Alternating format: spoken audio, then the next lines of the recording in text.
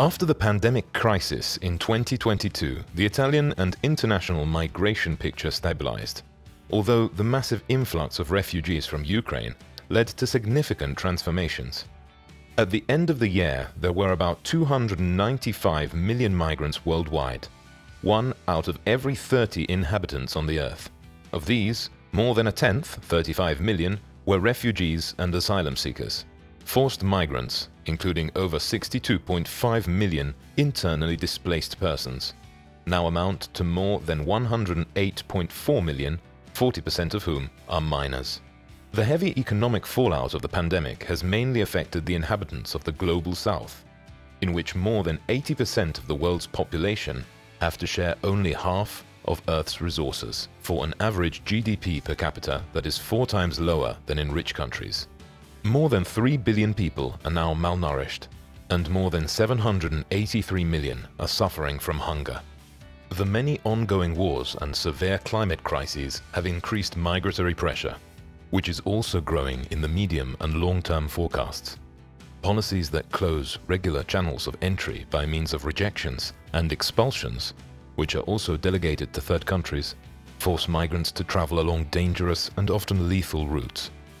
This leads to an escalation of deaths and an increase in the business of human traffickers. It's no surprise that in 2022, more than 331,000 migrants entered the EU irregularly, nearly half of them via the Mediterranean Sea, where almost 28,000 disappeared between 2014 and August 2023. The Western Balkan route, along which violent rejections continue to occur, is the most heavily trafficked by migrants, with over 40% of irregular entries, 144,100. Followed by the Central Mediterranean route, the deadliest in the world, with almost 106,000 arrivals. The resurgence of migratory flows has also led to an increase in the number of asylum applications filed in the European Union, 966,000, 50% more than in 2021, of which almost 1 out of 4 concerns minors, 240,000. More than 632,000 asylum applications were examined throughout the EU in 2022, with a recognition rate of 49.1% at first instance and 33.6% in appeals, 217,000. In Italy, 77,200 first asylum applications were submitted, and 53,000 were examined, with a 48% recognition rate in line with the EU average. 72% of the more than 19,000 appealed were approved. However, the reform of special protection introduced at the beginning of 2023 foreshadows a drastic decrease in the approval rate, also due to the rise in court disputes and the legal insecurity of migrants. 2/3 of all foreign nationals living in the European Union reside in the 4 main EU immigration countries: Germany, Spain, France, and Italy. In Italy, the number of foreign residents has remained stable at 5 million over the last 5 years, accounting for slightly less than 9% of the total population and contributing to mitigate our country's worrying demographic decline. Almost 50% of them are Europeans, over half of them EU citizens. 20% are Asians, followed by a similar percentage of Africans, and 7% are Americans. The largest communities of migrants account for almost half of the total. Romanians are the most numerous, 1,100,000 citizens, followed by Moroccans, over 420,000, Albanians, over 380,000, Chinese, 300,000, and Ukrainians, 225,000. There are 3,700,000 legally residing non-EU citizens in Italy, a number that has returned to 2018 levels. 60% possess a long-term residence permit, a decreasing percentage since many have acquired Italian citizenship or left the country. Among the remaining 1.5 million short-term residents, the most numerous continue to be those residing in Italy for family reasons, 568,000, followed by holders of a work permit, 436,000, a seventh of which was obtained thanks to the last regularization campaign, and holders of international protection, 353,000, a number doubled due to the almost 150,000 Ukrainian refugees who were issued a temporary protection permit. Of the more than 207,000 regularization applications submitted in 2020, only less than half were approved, and only 31% ended with the issue of a work permit, while 15% were definitively rejected. After the collapse of the employment rate in 2020, the number of regular foreign workers has risen to 2,374,000, 10% of all employed persons in Italy. Even if their number has decreased to 324,000, however, the foreign unemployed still account for 16% of the national total. Women are more affected by unemployment, accounting for just 42% of the employed, but no less than 55% of the unemployed. Foreign labor in Italy, in fact, even when employed regularly, continues to be trapped in the most menial, tiring, health-threatening and underpaid jobs, with vast areas plagued by undeclared work and often severe exploitation.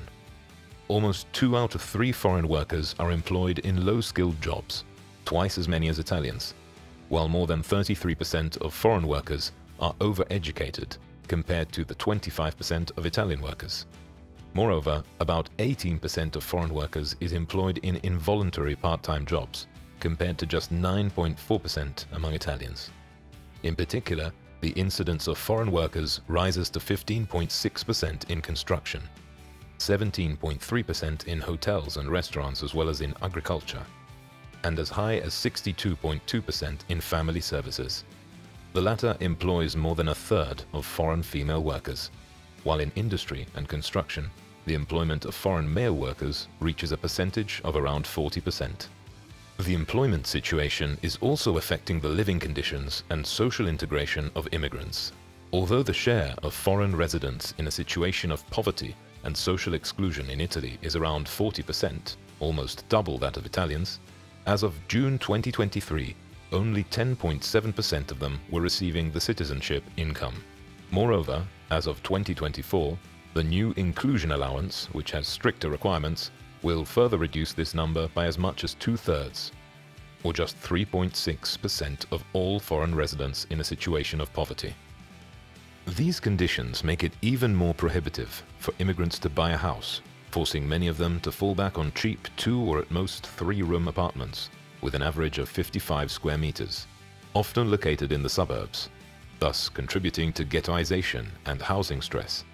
The general mistrust of banks to grant home loans, combined in the case of house rentals with the difficulties dictated by racial prejudice, increased rents and black rent proposals, further intensify the marginalization of migrants.